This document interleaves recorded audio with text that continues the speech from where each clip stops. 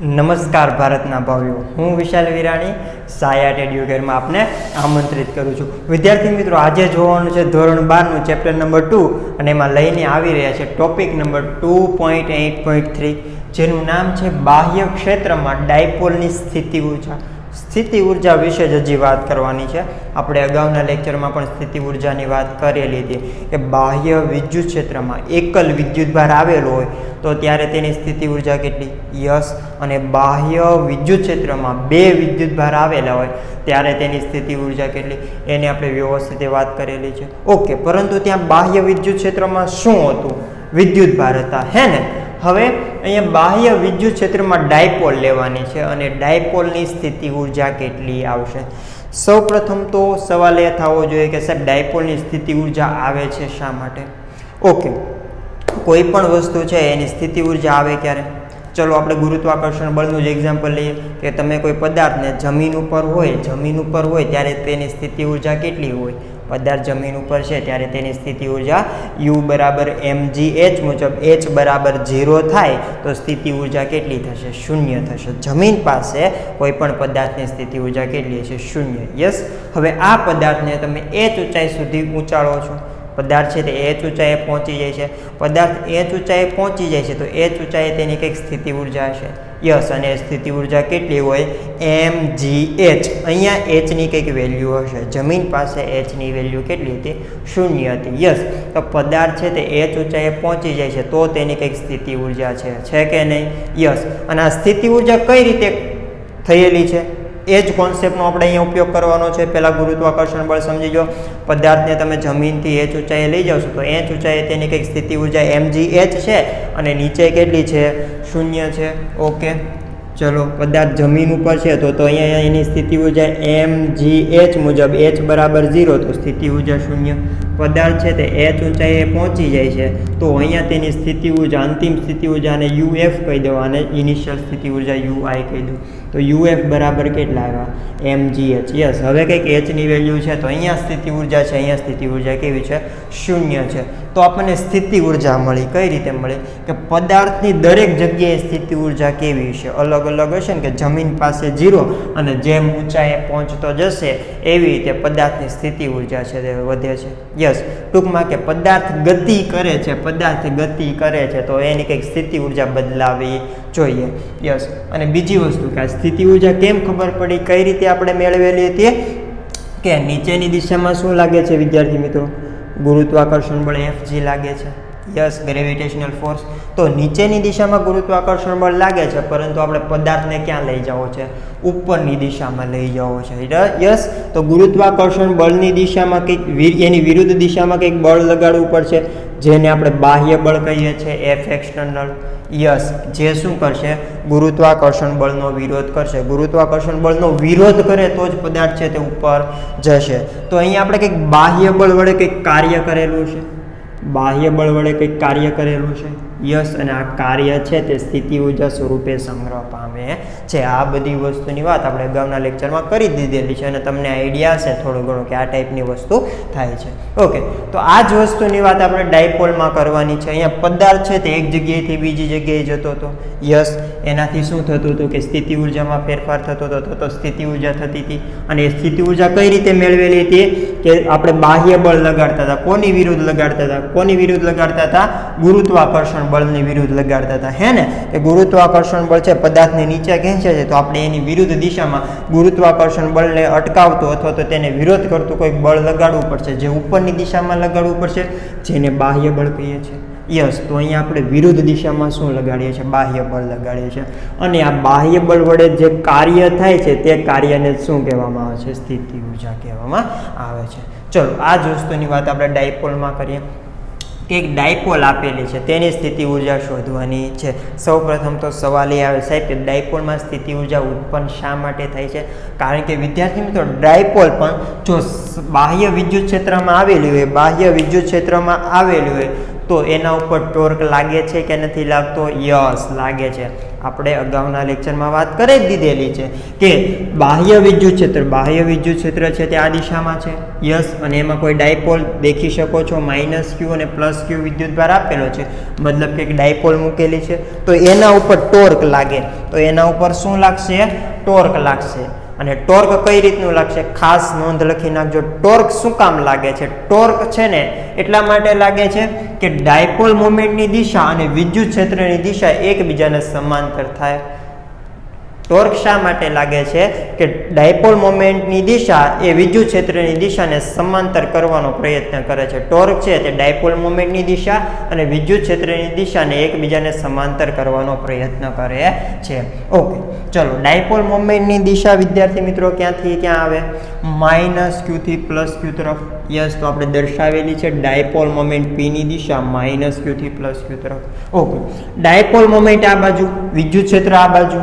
Yes, તો torque લાગશે, કારણ કે અહીંયા વિદ્યુત ક્ષેત્ર અને ડાયપોલ મોમેન્ટ છે તેની બંનેની દિશા એકબીજાને સમાંતર નથી. અને ટોર્કનું કાર્ય શું છે? કે ડાયપોલ મોમેન્ટ અને વિદ્યુત ક્ષેત્રને એક દિશામાં ગોઠવવાનો પ્રયત્ન કરશે. યસ, તો ટોર્ક છે તે ડાયપોલને આ દિશામાં ખસેડવાનો પ્રયત્ન કરશે. વિદ્યુત ક્ષેત્ર આમ છે.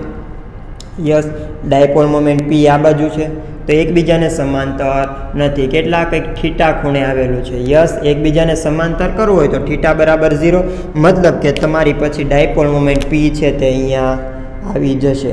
તો ડાયપોલ મોમેન્ટ p અહીંયાથી અહીંયા આવે છે. ડાયપોલનું ભ્રમણ થાય છે. જો ડાયપોલ છે તેનું ભ્રમણ થશે. p અહીંયા આવી ગયું, મતલબ કે -q વિદ્યુતભાર અહીંયા હશે અને +q વિદ્યુતભાર કંઈક અહીંયા હશે. જો આવી રીતે ડાયપોલ હતી તે કેવી થઈ ગઈ? સીધી થઈ ગઈ. કોની દિશામાં? વિદ્યુત ક્ષેત્રની દિશામાં. તો અહીંયા કંઈક ભ્રમણ થાય છે. યસ, અહીંયા કંઈક ભ્રમણ થાય છે. ભ્રમણ થાય છે તો એના લીધે શું લાગે છે? ટોર્ક લાગે છે. યસ, અને આ ટોર્કનું મૂલ્ય કેટલું આવતું હતું વિદ્યાર્થી મિત્રો? કે ટાઉ બરાબર PE sin θ. યસ, આપણે સાબિત કરેલું હતું. ઓકે, ચલો. હવે આ બાજુ ટોર્ક લાગે છે, મતલબ કે ડાયપોલ મોમેન્ટ આ દિશામાં આવવાનો પ્રયત્ન કરશે. યસ, અહીંયા સાથે કમ્પેર કરતા જાઓ કે પદાર્થ છે તેને આપણે પદાર્થ છે તે ક્યાં આવવાનો પ્રયત્ન કરશે? નીચેની દિશામાં આવવાનો પ્રયત્ન કરશે.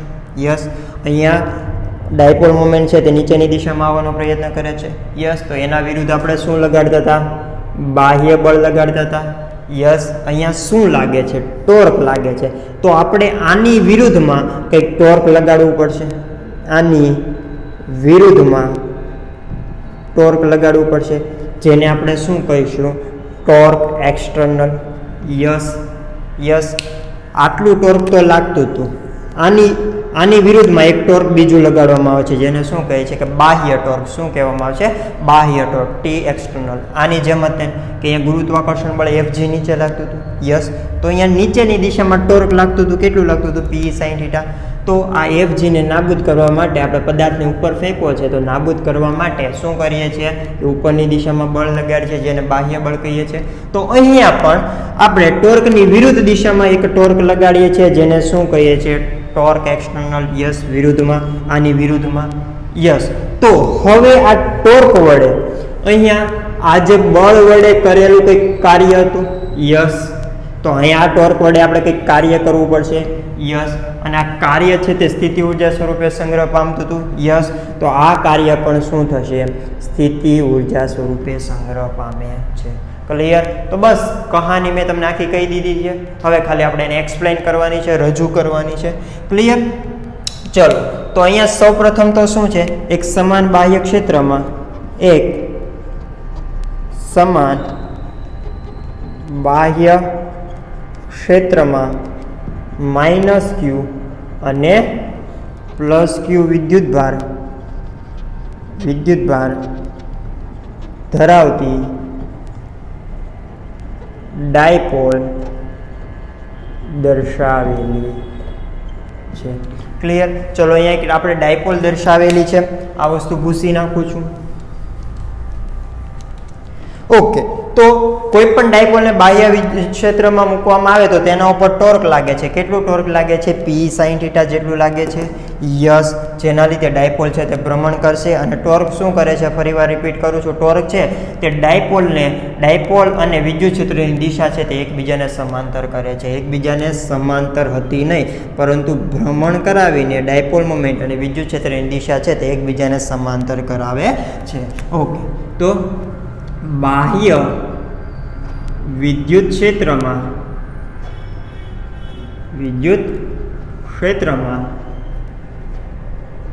ડાયપોલ પર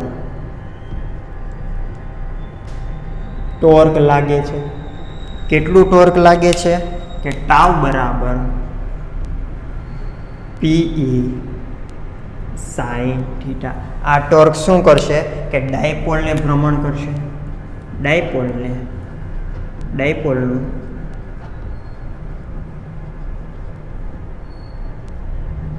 ભ્રમણ કરાવે છે. યસ, દેખી શકો છો ડાયપોલ આ દિશામાં હતું તો ટોર્ક છે તે ડાયપોલને નીચેની દિશામાં લાવે છે. ડાયપોલ છે તે ભ્રમણ કરે છે. ઓકે, પછી શું કરતા હતા કે આપણે આ જે ટોર્ક લાગતો હતો ને એને ટોર્કની વિરુદ્ધ દિશામાં કંઈક બીજું ટોર્ક લગાડતા હતા, જેને આપણે શું કહેતા હતા? ટોર્ક એક્સટર્નલ, મતલબ કે બાહ્ય ટોર્ક. જે એ બાહ્ય ટોર્ક છે આ ટોર્કનો વિરોધ કરશે અથવા તો એ ટોર્કને નાબૂદ કરશે. યસ, તો આ ટોર્કની વિરુદ્ધ દિશામાં આ ટોર્કને નાબૂદ કરતું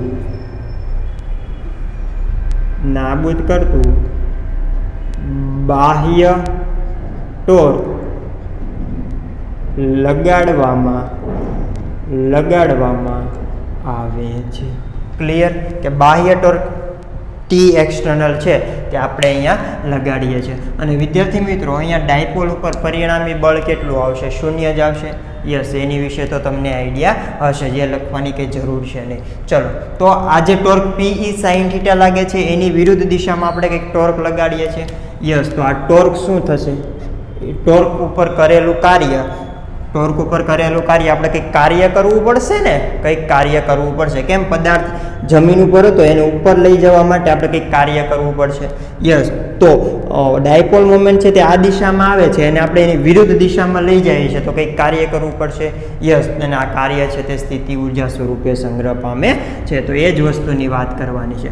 તો સૌ પ્રથમ તો કે આપણે ટોર્ક છે તેને ક્યાંથી ક્યાં લઈ જવાની છે એ વિચાર કરવો પડશે. આપણે પદાર્થને ક્યાંથી ક્યાં લઈ જતા હતા? આપણે એવું વિચારેલું હતું કે જમીનથી એ ઊંચાઈએ પદાર્થને લઈ જવાનું છે. યસ, પરંતુ અહીંયા શું છે? ત્યાં બળ લાગતું તો અહીંયા ટોર્ક લાગે છે. તો ટોર્કનું ભ્રમણ કરાવવાનું છે. ક્યાંથી ક્યાં કરાવવાનું છે? કે કોઈ પણ ખૂણેથી લઈ લઈએ કે આપણે θ0 થી θ1 તરફ લઈ જઈએ છીએ. સાહેબ, આ બાજુ જ કેમ લઈ ગયા? ડાયપોલ મોમેન્ટ તો નીચેની દિશામાં આવે છે. આપણે શું કરીએ છીએ કે બાહ્ય ટોર્ક લગાડે છે. બાહ્ય ટોર્ક છે તે T બરાબર PE sin θ છે તેની વિરુદ્ધ દિશામાં લગાડીએ છીએ, કારણ કે આપણે ડાયપોલ મોમેન્ટને છે ને આ દિશામાં લઈ જાવી છે, એની વિરુદ્ધ દિશામાં. કેમ કરતા હતા? ગુરુત્વાકર્ષણ બળની વિરુદ્ધ દિશામાં પદાર્થને લઈ જતા હતા ને. યસ, તો આપણે આ ટોર્ક જે લાગે છે T બરાબર PE sin θ છે તે નીચેની દિશામાં લાગે છે. તો ડાયપોલ મોમેન્ટને આપણે E સાથે સમાંતર નથી રાખવું, એની કરતાં વિરુદ્ધ દિશામાં લઈ જવું છે, હે ને? ઓકે, તો ક્યાંથી ક્યાં લઈ જઈએ છીએ? માની લઈએ કે θ0 થી θ1 ખૂણે લઈ જઈએ છીએ. યસ, ધારો કે ડાયપોલને θ0 થી θ1 ખૂણે ભ્રમણ કરાવવામાં આવે તો કંઈક કાર્ય કરવું પડશે. કે ડાયપોલ મોમેન્ટ છે અહીંયા આમ જતી હતી તો અહીંયા એની વિરુદ્ધ દિશામાં લઈ જવું પડે તો ઓટોમેટિક જશે નહીં. આપણે કંઈક કાર્ય કરવું પડશે ને કાર્ય કોના દ્વારા કરીએ છીએ? બાહ્ય ટોર્ક દ્વારા કરીએ છીએ. ઓકે, તો કંઈક કાર્ય કરવું પડશે. ભ્રમણ કરાવવામાં આવે તો કરવું પડતું કાર્ય, અને કાર્ય તેને શું થશે? સ્થિતિ ઉર્જામાં સંગ્રહ પામશે. આપણે સ્થિતિ ઉર્જા જ શોધવાની છે. તો સૌ પ્રથમ કાર્ય શોધી લઈએ અને કાર્ય જ શું હશે? સ્થિતિ ઉર્જા હશે. ઓકે, તો W ડબલ્યુ બરાબર આપણે શું લખીએ છીએ? એફ ઇન્ટુ ડી લખીએ છીએ. ડબલ્યુ બરાબર શું લખીએ છીએ? F into D. પરંતુ ક્યારે? રેખીય ગતિ થતી હોય ત્યારે. પરંતુ અહીંયા કેવી ગતિ થાય છે? ચાક ગતિ થાય છે. ચાક ગતિમાં ખબર છે ને કે ટોર્ક આવે છે. તો એફની જગ્યાએ શું આવે? સોરી, એફ ઇન્ટુ ડી આવે ને. ડબલ્યુ બરાબર એફ ઇન્ટુ ડી. પરંતુ આ રેખીય ગતિ માટે ચાક ગતિમાં એફની જગ્યાએ ટાવ આવશે અને ડી સ્થાનાંતરની જગ્યાએ કોણીય સ્થાનાંતર થીટા આવશે. ઓકે, ચલો હવે ક્યાંથી ક્યાં સુધી લઈ જવાનું છે આપણે?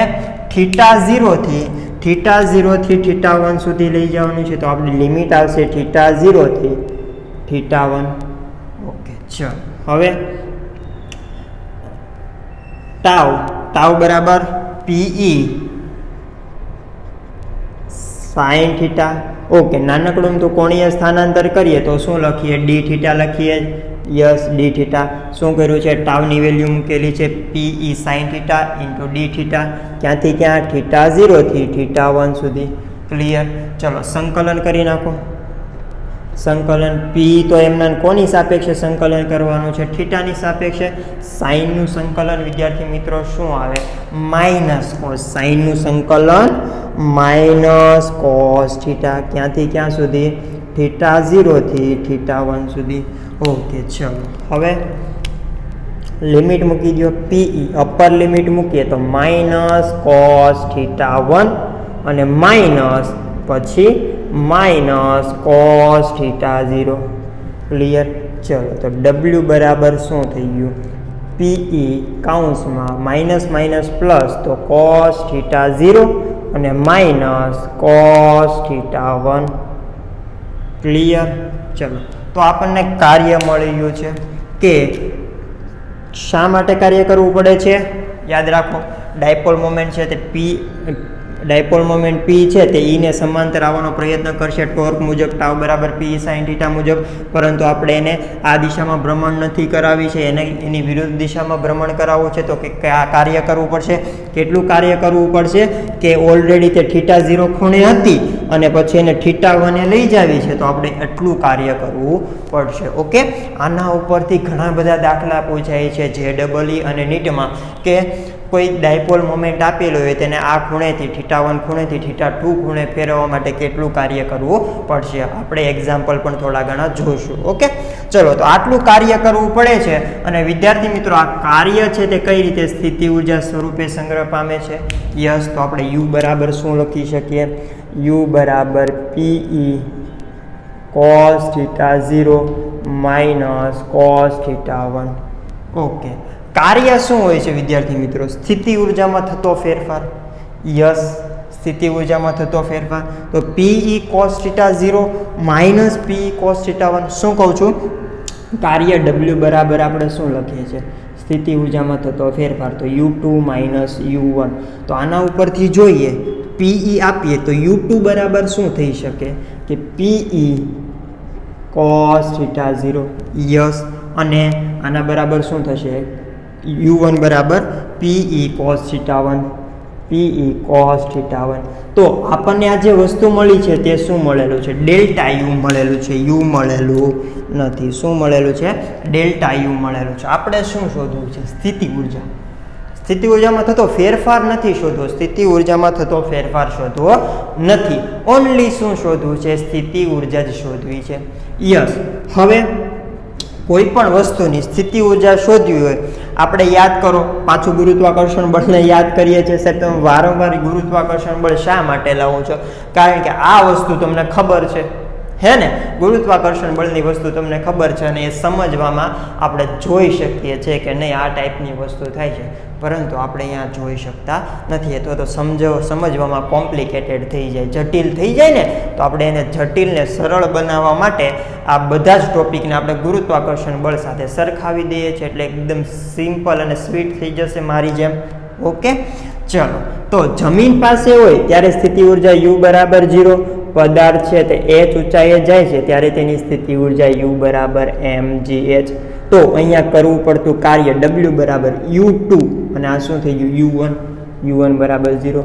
તો તો સ્થિતિ ઉર્જામાં થતો ફેરફાર U2 માઇનસ U1 અંતિમ સ્થિતિ ઉર્જા માઇનસ પ્રારંભિક સ્થિતિ ઉર્જા તો mgh માઇનસ 0 તો કેટલા આવશે mgh આવશે ક્લિયર ઓકે અહીંયા આપણે યાદ રાખજો કે જમીન પાસેની સ્થિતિ ઉર્જા કેવી લીધેલી છે સ્થિતિ ઉર્જા જમીન પાસેની સ્થિતિ ઉર્જા કેવી લીધેલી છે શૂન્ય લીધેલી છે તો આ જે કરવું પડતું કાર્ય છે તે શું છે mgh અને mgh શું છે આ બિંદુએ બીજા બિંદુએ સ્થિતિ ઉર્જા સમજજો શું કહું છું કાર્ય છે ને એ બીજા બિંદુએ આપેલી સ્થિતિ ઉર્જા જ છે કોઈ પણ એક બિંદુની સ્થિતિ ઉર્જા જ આવી ને કઈ બિંદુની સ્થિતિ ઉર્જા આવી બીજા બિંદુની સ્થિતિ ઉર્જા કે કાર્ય તમારે જે કરેલું કાર્ય છે ને તે બીજા બિંદુની સ્થિતિ ઉર્જા જેટલી થશે તો w બરાબર કેટલા થાય U2 યસ તો જુઓ તો અથવા તો એમ કહી શકીએ કે U2 બીજા બિંદુએ અહીંયા આપણને સ્થિતિ ઉર્જા શોધવાની કીધી હોય તો U2 બરાબર W આવશે પરંતુ ક્યારે કે જ્યારે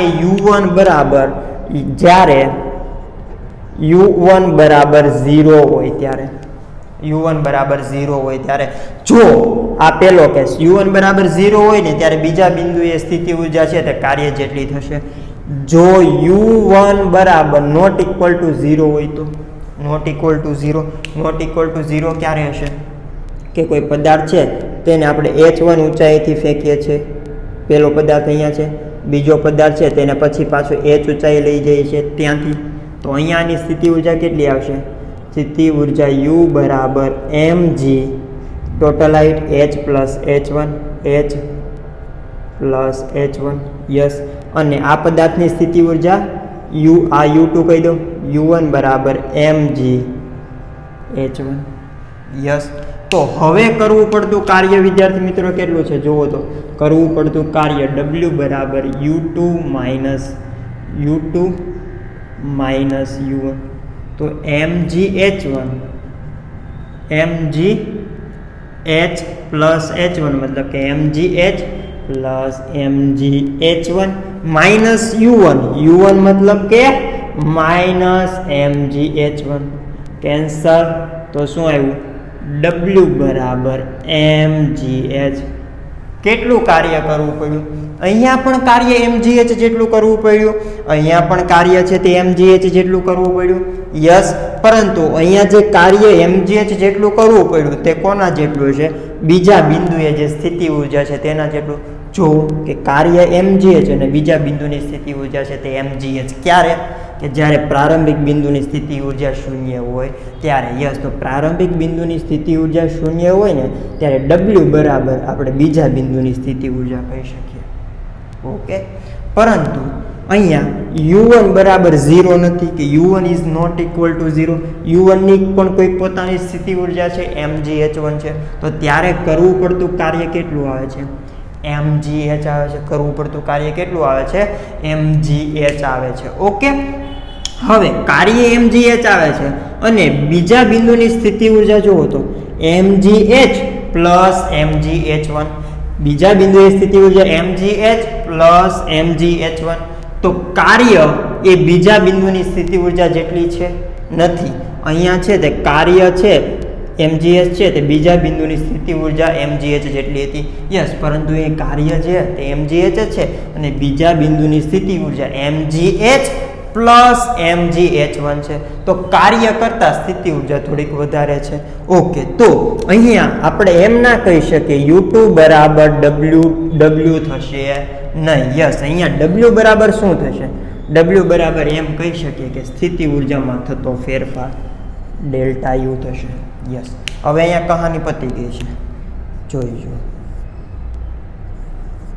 અહીંયા આપણને શું મળેલું છે W મળેલું છે કેટલું મળેલું છે W બરાબર આપણે શું લખી શકીએ ડેલ્ટા U W બરાબર ડેલ્ટા U ક્યારે? કે જ્યારે તમે પ્રારંભિક સ્થિતિ ઉર્જા શૂન્ય ન રાખેલી હોય ત્યારે. તો અહીંયા કરવા પડતા કાર્યથી આપણને શું મળે છે? કરવા પડતા કાર્યથી સ્થિતિ ઉર્જામાં થતો તફાવત મળે છે. કરવા પડતા કાર્યથી સ્થિતિ ઉર્જામાં થતો તફાવત મળે છે. પરંતુ હું એમ કહું છું કે મારે સ્થિતિ ઉર્જામાં થતો તફાવત નથી શોધવો, મારે કોઈ એક જ બિંદુએ સ્થિતિ ઉર્જા શોધવી છે. કેમ આપણે વાત કરેલી કે બીજા બિંદુએ સ્થિતિ ઉર્જા છે તે શોધવી છે કાર્યના પદમાં. બીજા બિંદુએ જે સ્થિતિ ઉર્જા છે u2 તે કાર્ય જેટલી થશે, પરંતુ ક્યારે? u1 બરાબર 0 હોય ત્યારે.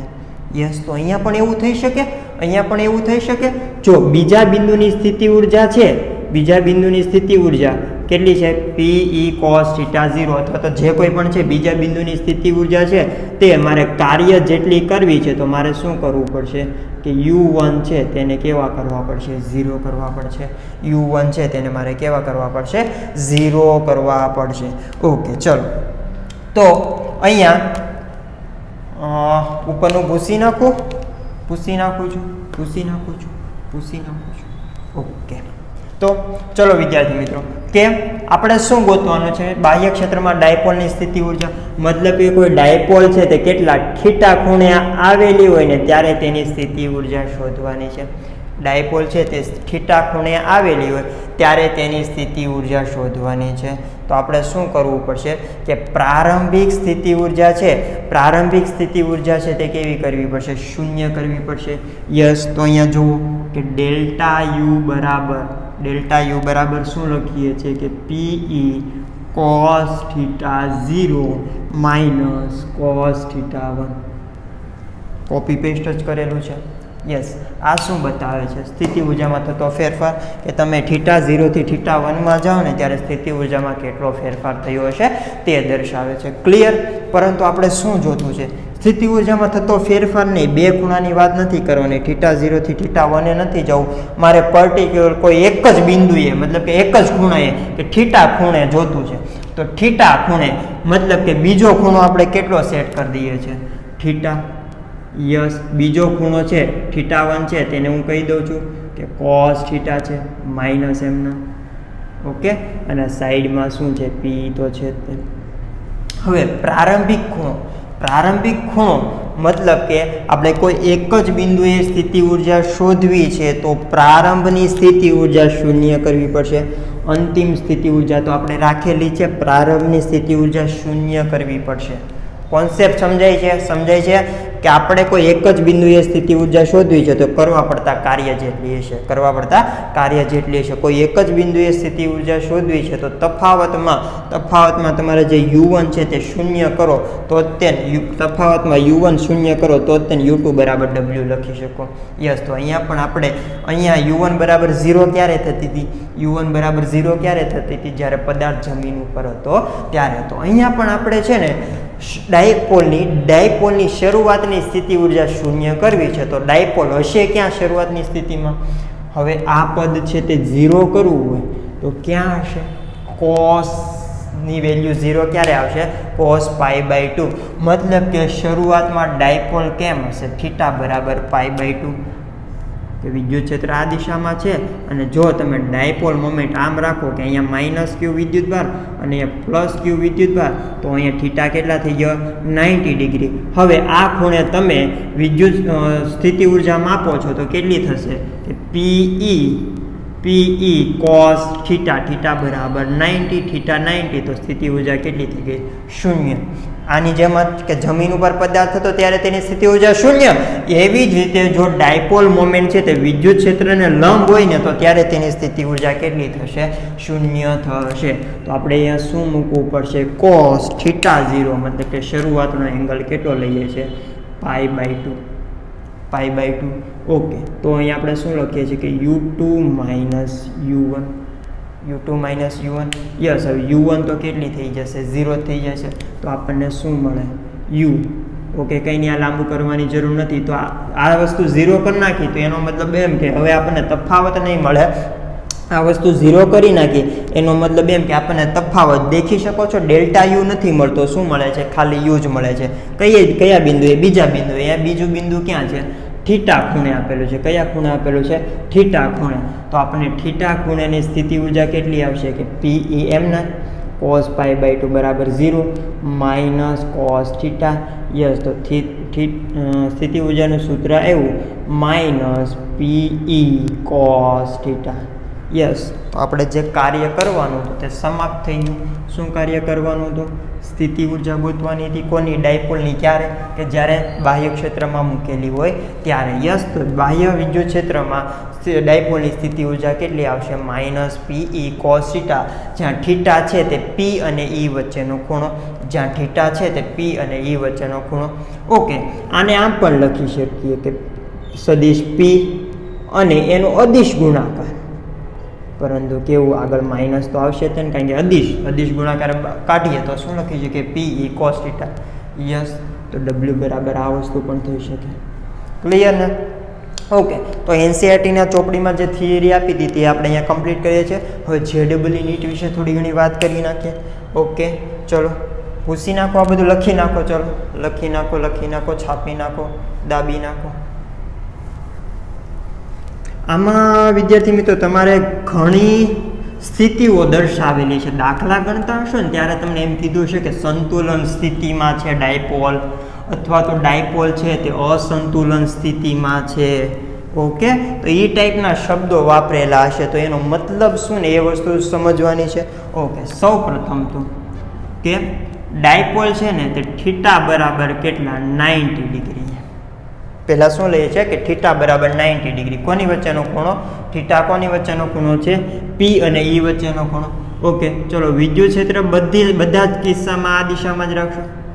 યસ, તો વિદ્યુત ક્ષેત્ર E અહીંયા. હવે ડાયપોલ મોમેન્ટ અને E વચ્ચેનો ખૂણો 90, મતલબ કે માઇનસ Q વિદ્યુત ભાર મારે અહીંયા રાખવો પડશે ને પ્લસ Q વિદ્યુત ભાર અહીંયા રાખો. તો ડાયપોલ મોમેન્ટ P છે તેની દિશા ક્યાં આવશે? માઇનસ Q થી પ્લસ Q તરફ, મતલબ કે ઉપરની દિશામાં. તો E અને P વચ્ચેનો એંગલ કેટલો આવ્યો? 90 ડિગ્રી. ઓકે, તો ચલો વિદ્યાર્થી બધી જ વસ્તુ ગણીએ. શું કહો છો? પહેલાં કહો સ્થિતિ ઉર્જા U કે ડાયપોલ અહીંયા છે ત્યારે તેની સ્થિતિ ઉર્જા કેટલી હશે? કેટલી લખી શકીએ? Minus PE cos theta. Yes, minus PE cos theta. તો માઇનસ PE એમના P અને E વચ્ચેનો ખૂણો કેવો છે? 90 ડિગ્રી. cos 90 બરાબર 0. તો જ્યારે થીટા 90 ડિગ્રી હોય ને ત્યારે ડાયપોલ મોમેન્ટ છે તેની સ્થિતિ ઉર્જા કેટલી આવશે? 0 આવશે. જે આપણે અહીંયા વાત કરેલી પણ હતી.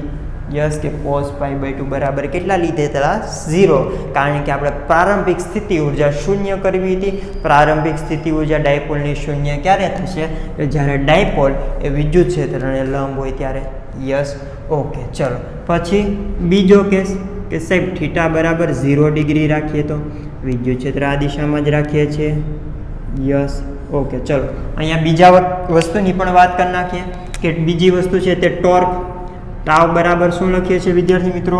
PE sin theta. PE sin theta. PE એમના થીટા કેટલો છે? 90 ડિગ્રી. તો sin 90 બરાબર 1 હે ને? તો PE કેટલો ટોર્ક લાગે છે? PE કેટલો ટોર્ક લાગે છે? PE જુઓ તો અહીંયા ડાયપોલ ઉપર ટોર્ક લાગે છે. વિઝ્યુલાઇઝ કરો. શું કહેવા માંગે છે? ફીલ લ્યો કે વિદ્યુત ડાયપોલ આ દિશામાંથી ઉપરની દિશામાં, વિદ્યુત ક્ષેત્ર આ દિશામાં, તો ટોર્ક લાગશે. યસ સાહેબ, ડાયપોલ ઉપર ટોર્ક લાગશે. શા માટે? કારણ કે ટોર્ક શું કરે છે કે ડાયપોલને વિદ્યુત ક્ષેત્રની દિશામાં ગોઠવવાનો પ્રયત્ન કરે છે. વિદ્યુત ક્ષેત્ર આ દિશામાં છે, ડાયપોલ આ દિશામાં છે, ડાયપોલ આ દિશામાં, વિદ્યુત ક્ષેત્ર આ દિશામાં. તો ડાયપોલ છે તે ધીરે ધીરે ભ્રમણ કરીને વિદ્યુત ક્ષેત્રની દિશામાં ગોઠવવી છે. ડાયપોલને વિદ્યુત ક્ષેત્રની દિશામાં ગોઠવવી છે. યસ, તો ડાયપોલ છે તેને ભ્રમણ કરવું પડશે. ડાયપોલને ભ્રમણ કરવું હોય તો કંઈક ટોર્ક લાગે ને ટોર્કની વેલ્યુ કેટલી હશે? PE જેટલી હશે. અને ત્યાં સ્થિતિ ઉર્જા કેટલી હશે? 0 હશે. ઓકે વિદ્યાર્થી, અને બધા જ કેસમાં F નેટ મતલબ કે ડાયપોલ ઉપર લાગતું પરિણામી બળ તો કેટલું આવે છે? 0 જ આવે છે. ડન. ચલો કેસ નંબર 2 કે થીટા બરાબર 0. કોની વચ્ચેનો ખૂણો? વિદ્યુત ક્ષેત્ર E અને ડાયપોલ મોમેન્ટ P વચ્ચેનો ખૂણો. તો ડાયપોલ મોમેન્ટ પી અને વિદ્યુત ક્ષેત્ર ઈ એકબીજાને સમાંતર, તો માઇનસ ક્યુ વિદ્યુત ભાર મારે સાહેબ અહીંયા રાખવો પડે, પ્લસ ક્યુ અહીંયા, તો જ ડાયપોલ મોમેન્ટ પીની દિશા આમ દેખી શકો છો કે ઈ અને પી એકબીજાને સમાંતર. યસ, તો અહીંયા સ્થિતિ ઉર્જા યુ બરાબર minus PE cos theta.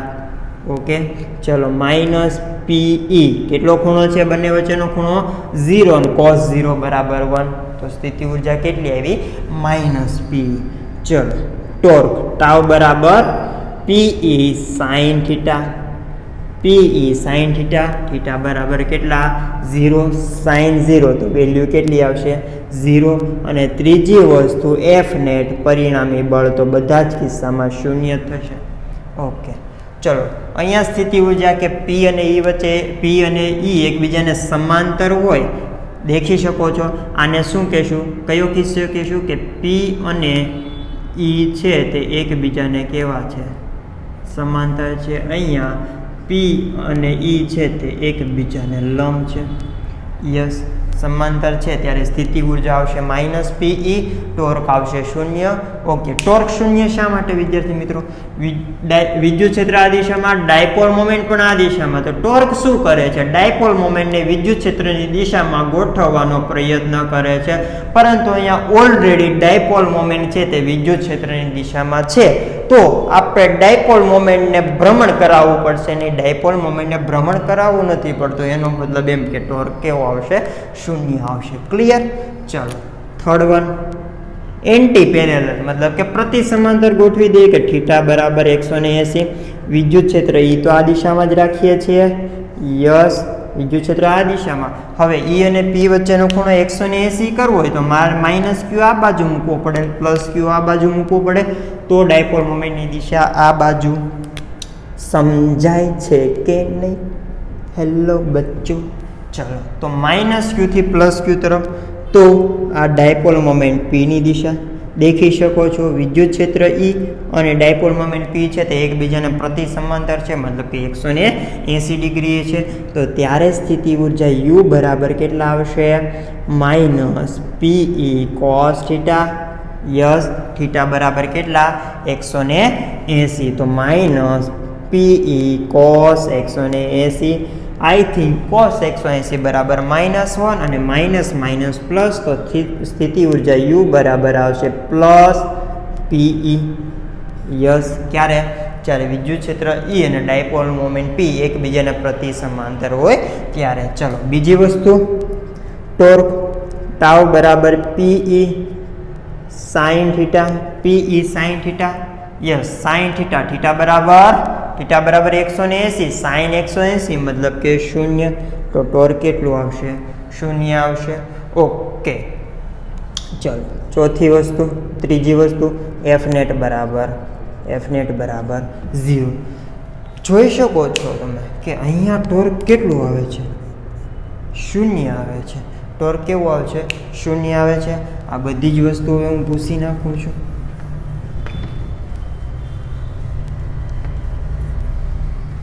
Okay, જો કે અહીંયા ટોર્ક છે તે 0 આવે છે, અહીંયા પણ ટોર્ક 0 આવે છે, અહીંયા કંઈક ટોર્ક છે તેની વેલ્યુ આવે છે. યસ, અહીંયા તો આવી જોઈએ, કારણ કે ઈ અને પી એકબીજાને લંબ છે, તો પી છે તે ઈને સમાંતર બનવાનો પ્રયત્ન કરશે, એટલે ટોર્ક લાગવું જરૂરી છે. યસ, અને અહીંયા પી અને ઈ એકબીજાને સમાંતર જ છે, તો ટોર્ક ના લાગે તો ચાલે, કશો વાંધો નહીં. યસ, તો ટોર્ક 0 આવશે. ઓકે, પરંતુ સાહેબ અહીંયા તો ડાયપોલ મોમેન્ટ પી અને વિદ્યુત ક્ષેત્ર ઈ છે તે એકબીજાને પ્રતિ સમાંતર છે. કેવા છે? એકબીજાને પ્રતિ સમાંતર છે. સમાંતર છે નહીં.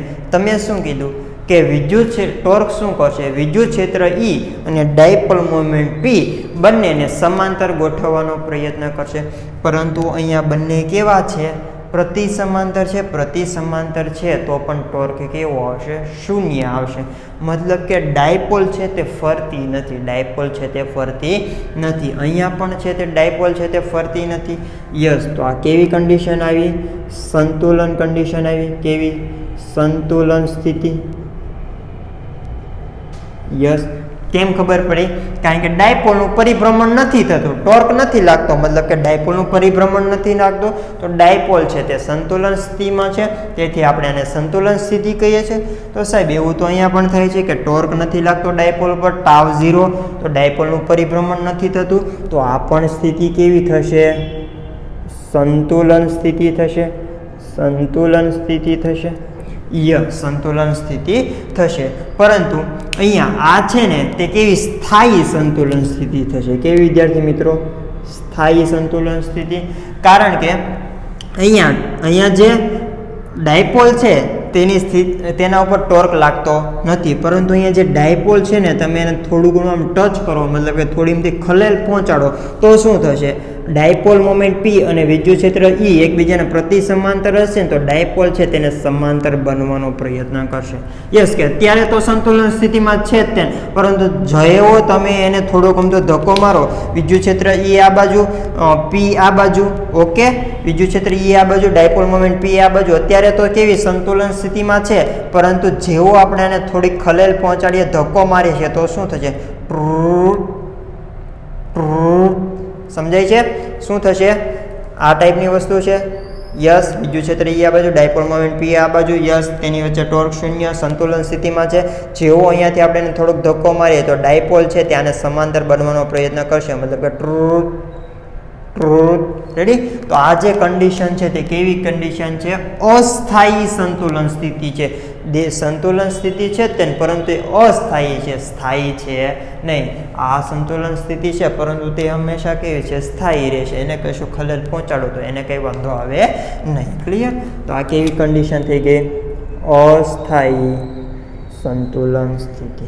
ક્લિયર? તો તમને આ ટાઈપના શબ્દો વાપરેલા હોય દાખલાઓમાંથી. સ્થાયી સંતુલન સ્થિતિ. ડાયપોલ મોમેન્ટ છે તે ડાયપોલ છે તે સ્થાયી સંતુલન સ્થિતિમાં આવેલી છે. એનો મતલબ એમ કે P અને E તેમની વચ્ચેનો ખૂણો કેવો આવેલો છે? 0 આવેલો છે. યસ. અથવા તો એમ પૂછે કે સ્થાયી સંતુલન સ્થિતિ છે તો ત્યારે તેની સ્થિતિ ઉર્જા કેટલી? તો આપણને ખબર પડવી જોઈએ કે સાહેબ θ બરાબર 0 આવે તો તેની સ્થિતિ ઉર્જા કેટલી આવશે? 0. યસ, એ વસ્તુ પણ પૂછે કે અસ્થાયી સંતુલન સ્થિતિ છે તો ત્યારે તમારી સ્થિતિ ઉર્જા કેટલી? તો સાહેબ અસ્થાયી સંતુલન સ્થિતિ હોય ને ત્યારે P અને E એની વચ્ચેનો ખૂણો છે તે 180 સૂત્રમાં મૂકીએ તો સ્થિતિ ઉર્જા આવશે +PE. ક્લિયર? તો આ બે વસ્તુ ધ્યાનમાં રાખી લો, સ્થાયી સંતુલન સ્થિતિ અને અસ્થાયી સંતુલન સ્થિતિ. ક્લિયર? ઓકે, તો અહીં આપણે આટલી કથા જોયેલી છે, તો એકાદ બે દાખલા ગણી લઈએ.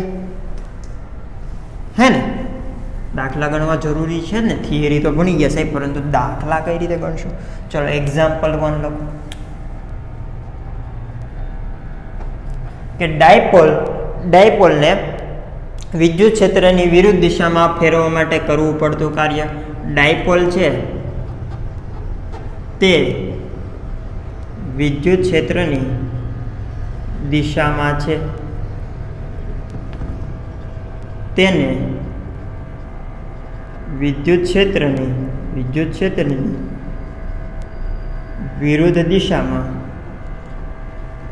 દિશામાં ફેરવવા માટે કરવું પડતું કાર્ય. તો કાર્ય કેટલું કરવું પડશે? ચલો પપ્પુ દાખલો છે, ગણવા જ લગો ફટાફટ સાહેબ, એમ કેમ ખબર પડે? ચલો, શરૂઆતમાં ડાયપોલ અને વિદ્યુત ક્ષેત્ર છે તે એક જ દિશામાં છે. તો જો ડાયપોલ અને વિદ્યુત ક્ષેત્ર એક જ દિશામાં હોય તો શરૂઆતનો ખૂણો θ1 બરાબર કેટલા? 0. યસ. પછી તેને વિદ્યુત ક્ષેત્રની વિરુદ્ધ દિશામાં, કોને? ડાયપોલને વિરુદ્ધ આ ટાઈપનો કિસ્સો હતો કે ડાયપોલ મોમેન્ટ છે તે વિદ્યુત ક્ષેત્રને સમાંતર છે, એની દિશામાં છે. હવે ડાયપોલને તમારે છે ને વિદ્યુત ક્ષેત્રની વિરુદ્ધ દિશામાં લાવવું છે તો કંઈક કાર્ય કરવું પડશે ને, કારણ કે આ તો સંતુલન સ્થિતિ છે, એ તો ત્યાંથી કંઈ હલવાની નથી. સંતુલન સ્થિતિ છે, ડાયપોલ મોમેન્ટ છે અહીંયાથી હલશે નહીં. આપણે એને હલાવી હોય તો બાહ્ય ટોર્ક આપવો પડે છે. યસ. જે T બરાબર P sin θ ની વિરુદ્ધ દિશામાં આવે છે. યસ. તો કંઈક કાર્ય કરવું પડશે, તો ક્યાંથી ક્યાં? કે θ બરાબર 0 થી લઈ લઈને તમારે થીટા બરાબર 180 સુધી, તો થીટા 2 બરાબર કેટલા આવે છે 180 સુધી. તો ત્યારે તમે એટલું મતલબ કે ત્યાં ફેરવવું છે તો કંઈક કાર્ય કરવું પડશે. અને કાર્ય કઈ રીતે લખી શકે વિદ્યાર્થી મિત્રો? કાર્ય W બરાબર U2 માઇનસ U1, સ્થિતિ ઉર્જામાં થતો ફેરફાર. યસ, તો છેલ્લે અંતિમ સ્થિતિ ઉર્જા કેટલી આવશે કે માઇનસ PE cos થીટા 2 લખી નાખીએ. સ્થિતિ ઉર્જાનું સૂત્ર માઇનસ PE cos થીટા છે ને, બીજો ખૂણો થીટા 2 છે તો minus PE cos theta 2 minus સૂત્રના અને પાછું મૂકીએ તો minus PE cos theta 1. Okay, ચલો વ્યવસ્થિત રીતે લખી નાખીએ તો W માઇનસ માઇનસ પ્લસ તો PE cos theta 1 minus PE cos theta 2. હજી વ્યવસ્થિત લખીએ તો W બરાબર PE કાઉન્સમાં cos theta 1 minus cos theta 2.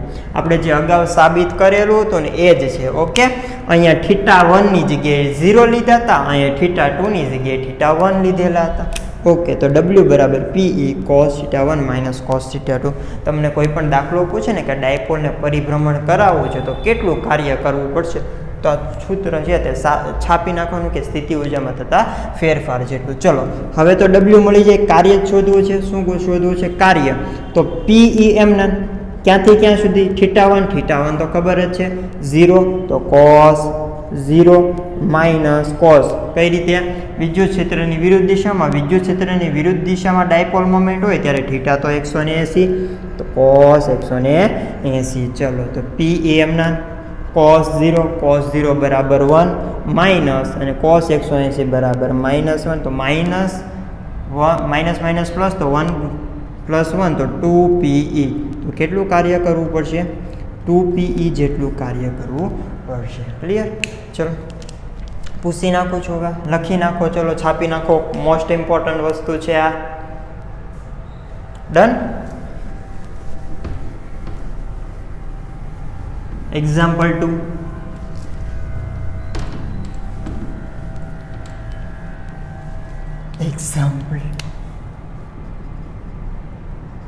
ચલો એમાં વિદ્યુત ક્ષેત્ર છે તે આ દિશામાં છે, વિદ્યુત ક્ષેત્ર એ આ દિશામાં છે. શરૂઆતમાં ડાયપોલ મોમેન્ટ મતલબ કે માઇનસ Q વિદ્યુતભાર અને પ્લસ Q વિદ્યુતભાર શરૂઆતમાં આ દિશામાં છે, તો આ ડાયપોલ મોમેન્ટ P થશે અને તેણે વિદ્યુત ક્ષેત્ર E સાથે 60નો ખૂણો બનાવેલો છે. ઓકે, પછી આપણે આ ડાયપોલને પરિભ્રમણ કરાવવાનું છે. આવી રીતે પરિભ્રમણ કરાવીએ તો માઇનસ Q વિદ્યુતભાર આ બાજુ આવી જાય છે અને પ્લસ Q વિદ્યુતભાર આ બાજુ આવી જાય છે. ડાયપોલ મોમેન્ટ P ની દિશા આ બાજુ થઈ ગઈ. યસ, તેણે વિદ્યુત ક્ષેત્ર સાથે આ દિશામાં 60 ડિગ્રી ખૂણો કરેલો છે. યસ, તો આ શું થઈ ગયું? પ્રારંભિક સ્થિતિ. યસ, આ થઈ ગઈ તે અંતિમ સ્થિતિ. તો સવાલ આપણો એ જ છે કે શરૂઆતમાં ડાયપોલ મોમેન્ટ P આ રીતની હતી, હવે એને આટલું પરિભ્રમણ કરાવવું છે તો કરવું પડતું કાર્ય W બરાબર કેટલા? સાહેબ સૂત્ર મૂકી દો. W બરાબર PE cos theta 1 minus cos theta 2. ચલો થીટા 1 મને ગયો, થીટા 1 P અને E વચ્ચેનો ખૂણો, શરૂઆતનો ખૂણો. તો શરૂઆતમાં E આ બાજુ, ડાયપોલ મોમેન્ટ P માઇનસથી પ્લસ તરફ, તો તેમની વચ્ચેનો ખૂણો 60 ડિગ્રી, તો cos 60. ક્લિયર?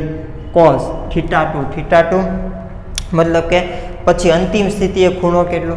તો અંતિમ સ્થિતિએ ડાયપોલ આ બાજુ આવી જાય છે, તો ડાયપોલ મોમેન્ટ P માઇનસથી પ્લસ તરફ. ઓકે, તો ખૂણો કેટલો? E અને P વચ્ચેનો ખૂણો 60 ડિગ્રી. ના વિદ્યાર્થી મિત્રો, E અને P વચ્ચેનો ખૂણો કયો લેવાનો થશે? આ ખૂણો લઈએ છીએ ને, થીટા ક્યાંથી માપીએ છીએ? આવી રીતે મેઝર કરીએ છીએ, હે ને? યસ, તો આ ખૂણો લેવાનો છે. તો એ થીટા કેટલો થશે? ટોટલ 180 થાય ને આટલો, તો એમાંથી 60 બાદ કરી નાખીએ તો કેટલો થશે? 120. તો cos 120. ક્લિયર? ચલો PE cos 60 આઈ થિંક તો cos sin 30 મતલબ કે 1/2 માઇનસ એમના cos 120 છે તો એને શું લખી શકીએ? cos 90 + 30. Yes, PE 1/2 minus cos 90 plus theta, મતલબ કે બીજા ચરણમાં, અને બીજા ચરણમાં છે તે કોસ છે તે કેવું વિધેય આવે, માઇનસ વિધેય આવે ને, કે ઓલ એસ ટી સી, બીજા ચરણમાં કોસ છે તે માઇનસ વિધેય આવે. તો માઇનસ માઇનસ કેટલા થઈ જશે, પ્લસ, અને કોસ 90 પ્લસ થીટા છે તો 90 પ્લસ થીટા હોય તો કોસનું શું થઈ જાય, સાઇન. તો સાઇન 30. ક્લિયર.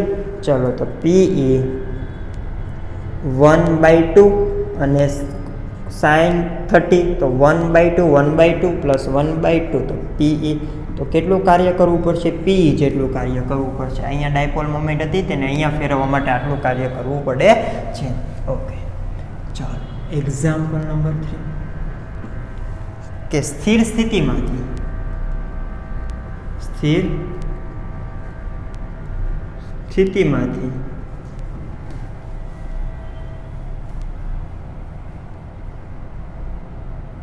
ઓકે ડાયપોલ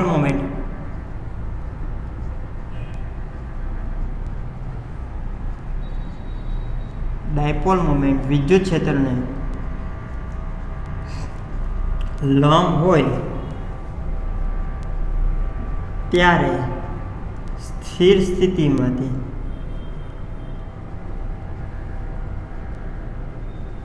મુક્ત કરવામાં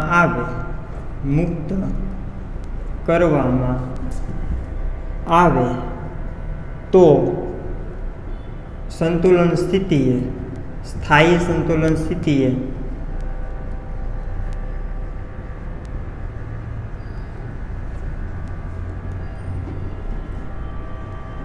ડાયપોલની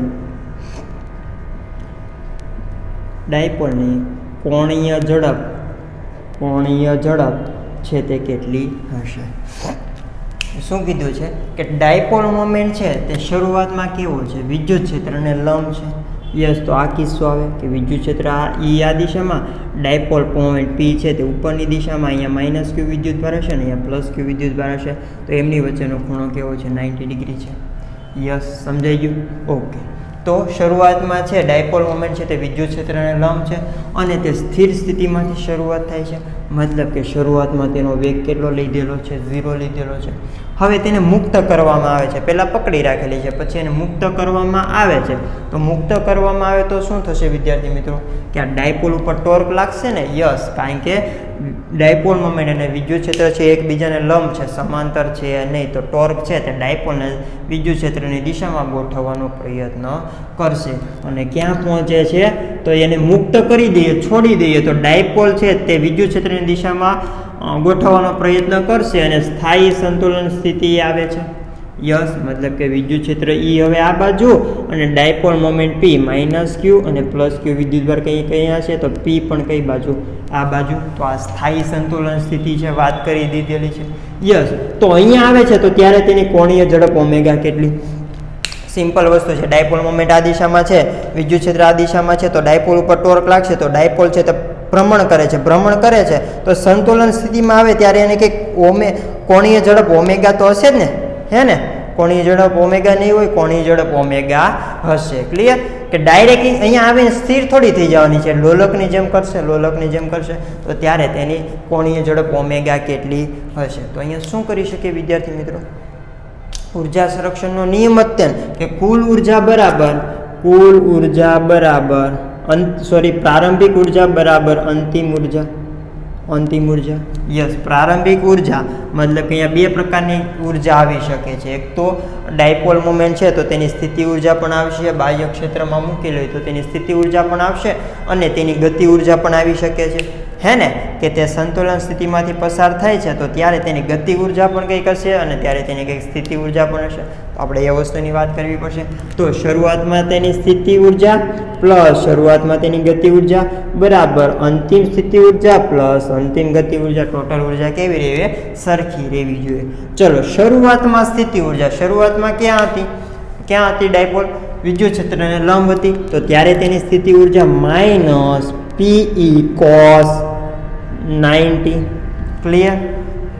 કે આઈ શરૂઆતમાં તેની ગતિ ઉર્જા.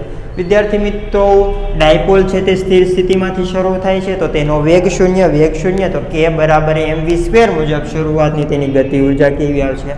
શૂન્ય આવશે. ઓકે, UF અંતિમ સ્થિતિ ઉર્જા ક્યારે? કે જ્યારે ડાયપોલ છે તે સ્થાયી સંતુલન સ્થિતિમાં આવી જાય ત્યારે P અને E વચ્ચેનો ખૂણો θ બરાબર કેટલા આવશે? 0. તો ત્યારે સ્થિતિ ઉર્જા PE cos θ બરાબર 0. યસ, શોધવું છે શું? કે હવે તે સંતુલન સ્થિતિ આવે છે તો ત્યારે તેનો કંઈક વેગ હશે અથવા તો અહીંયા કોણીય ચાક ગતિ થાય છે તો ત્યારે તેની કોઈ કોણીય ઝડપ હશે. કોણીય ઝડપ તો અહીંયા ગતિ ઉર્જા છે તે 0 આવશે નહીં, કે ત્યારે તેની કંઈક કોણીય ઝડપ છે ઓમેગા એ જ શોધવાની છે. તો ઓમેગાના પદમાં ગતિ ઉર્જા. ચલો, ગતિ ઉર્જા ના યાદ આવે તો શું લખીએ છીએ? કે બરાબર 1/2 mv². પરંતુ આ ક્યારે?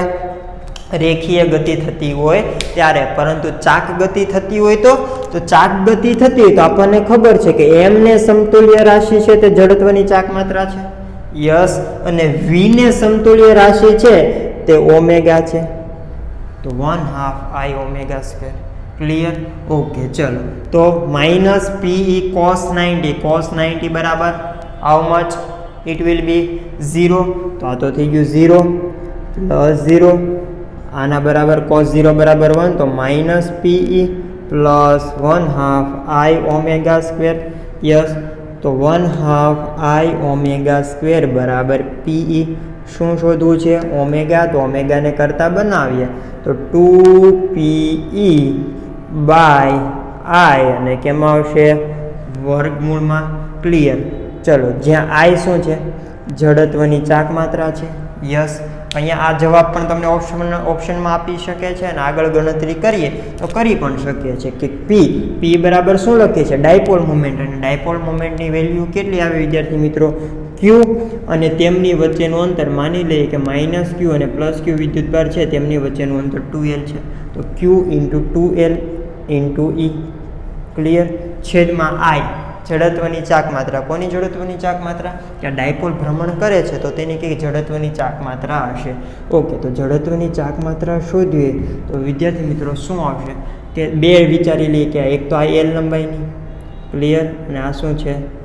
L લંબાઈની. ઓકે, તો બે પ્રકારનું જોઈ શકો. એક આ બાજુ L ને આ એક બાજુ L. તો આની જે જડત્વની ચાક માત્રા આવે છે તે કેટલી આવે છે? L² આવે છે. અને આની પણ કેટલી આવશે? L² જ આવશે. ક્લિયર? ઓકે, ચલો. તો વર્ગમૂળમાં 2 × 2 તો 4QLE/2L². 2 કેન્સલ, એકવાર L કેન્સલ, તો શું જવાબ આવશે? ઓમેગા બરાબર 2QE/L. અહીંયા જડત્વની ચાક માત્રા L² ને શું આવે છે? mL² આવે ને, હે ને? શું આવે? mL². તો શું થઈ ગયું? અહીંયા 2mL². એકવાર L કેન્સલ તો શું આવશે? 2. તો આપણને કોણીય ઝડપ મળી ગઈ છે. તો અહીંયા લેક્ચર કરીએ છીએ સમાપ્ત. જો તમને અમારો કન્ટેન્ટ પસંદ આવતો હોય તો અમારી સાયટ એડ્યુકેર ચેનલ છે તેને સબસ્ક્રાઈબ કરી શકો છો. અને કોઈક મહાન વ્યક્તિએ કીધેલું છે કે જ્ઞાન વહેંચવાથી વધે છે. તો તમારે તમારા જ્ઞાનમાં વધારો કરવો હોય તો આ જ્ઞાનની વહેંચણી કરી શકો છો. એટલે કે તમારા મિત્રોને શેર કરી શકો છો. અને હા, જો કોઈ તમારે બીજા ટોપિક વિશે માહિતી જોતી હોય તો તમે ફરમાઈશ કરી શકો છો. તમારી ફરમાઈશ એ જ મારી ખ્વાહિશ. તો તૈયારી ચાલુ રાખો. લગે રહો મુન્નાભાઈ, અને મળીએ નેક્સ્ટ લેક્ચરમાં.